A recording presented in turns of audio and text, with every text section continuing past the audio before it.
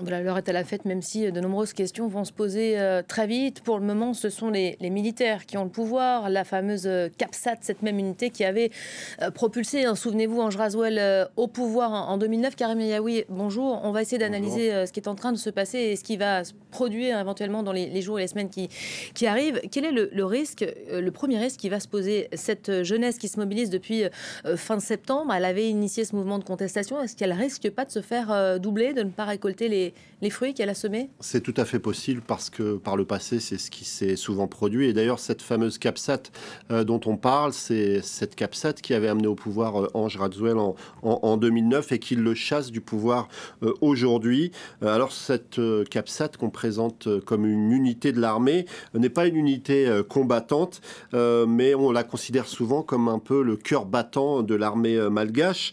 Elle est dirigée par des membres influents de la gendarmerie. Elle entretient des liens étroits avec des élites influentes et les milieux d'affaires. Ces deux éléments, élite et milieu d'affaires, ne voient pas forcément d'un mauvais œil un changement de politique dans le pays, puisque ce sont eux qui profitent des richesses du pays depuis de très nombreuses années. Alors on a vu dans les images que pour l'instant c'était l'union sacrée entre l'armée et cette jeunesse qui manifeste depuis des semaines, avec cette armée qui a refusé de réprimer la population, cette CAPSAT qui a demandé aux autres membres de l'armée de ne pas tirer sur les jeunes et les a même aidés à construire des barricades.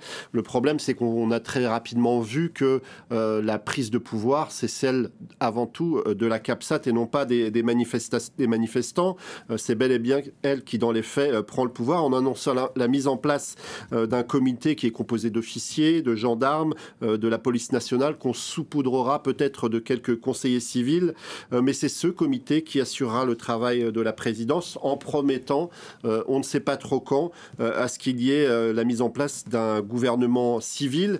En tout cas, c'est vrai que l'inquiétude est grande, mais l'ironie de l'histoire, c'est que le président déchu avait tenté de militariser son gouvernement ces derniers temps en nommant des hommes pour tenter de le protéger face à ces manifestants. Alors, ce mouvement de la Gen Z de Madagascar est à la croisée des chemins, comme vous le disiez. Le mouvement n'a pas de structure claire, pas de représentants identifiés, pas de programme politique. C'est surtout la solidarité en son sein et aussi le constat d'une situation devenue insupportable, ainsi qu'un certain nombre de références culturelles communes qui ont aggloméré tous ces jeunes, mais il n'y a pas véritablement d'adhésion à un parti. C'est ce qui fait la force de ce mouvement, c'est ce qui l'a rendu efficace et insaisissable aux yeux du pouvoir de Madagascar, mais c'est aussi ce qui risque de faire sa faiblesse au moment où il faut peut-être passer à une étape essentielle, une étape politique. Voilà, surtout qu'on le voit aujourd'hui, l'histoire est quand même en train de se répéter. Ça ne règle pas les sujets de fond qui, pour le coup, eux, sont plus que réels. Plus que réel, Madagascar connaît sa 5e crise politique depuis son indépendance en 1960, 1972, 1991, 2001, 2009 et aujourd'hui 2025.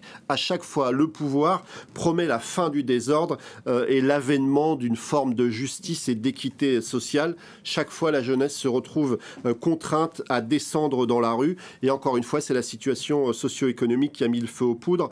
Madagascar, on l'a vu, est un des pays les plus pauvres au monde. Et paradoxalement, il a enregistré une croissance de 4,2% en 2024. C'est ce paradoxe qui, évidemment, attise la colère de ces jeunes.